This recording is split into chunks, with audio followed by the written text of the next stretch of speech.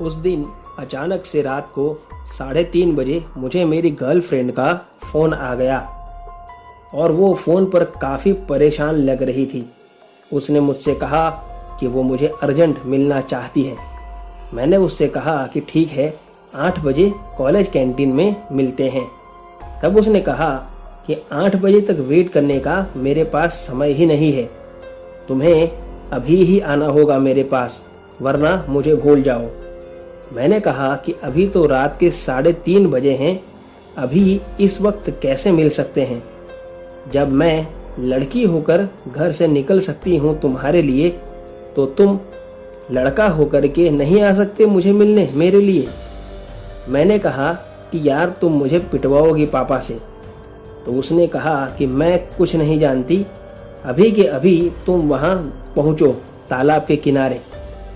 मैं जैसे तैसे करके तैयार होकर बाइक लेके तालाब के किनारे पहुँचा और देखा तो वहाँ पर मेरी गर्लफ्रेंड तो थी ही नहीं।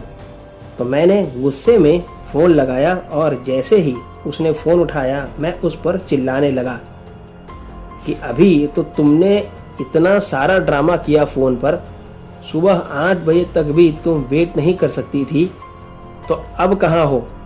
उसने उल्टा मुझ पर चिल्लाना शुरू कर दिया कि पागल हो गए हो क्या? रात को 3:30 बजे मैं तुम्हें फ़ोन करके मिलने के लिए बुलाऊंगी? तुम्हारा दिमाग तो ठिकाने पर है?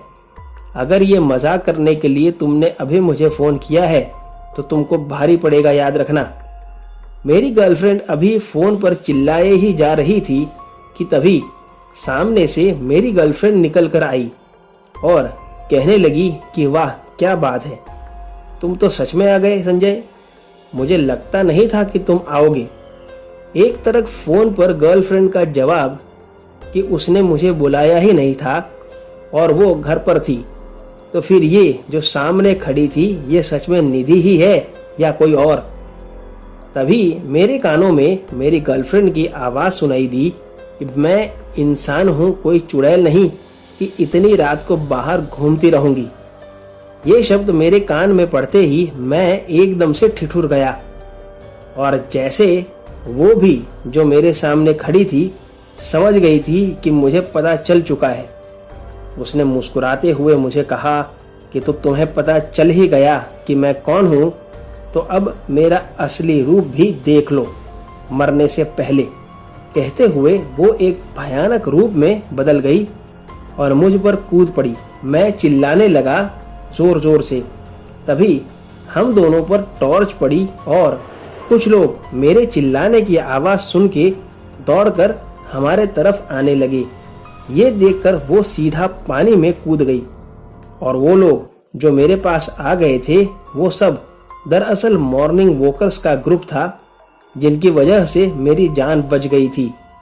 उन लोगों ने आकर के मुझे उठाया और मैं भी उन्हीं के साथ चलने लगा और चलते चलते सारा किस्सा उन लोगों को बयां किया।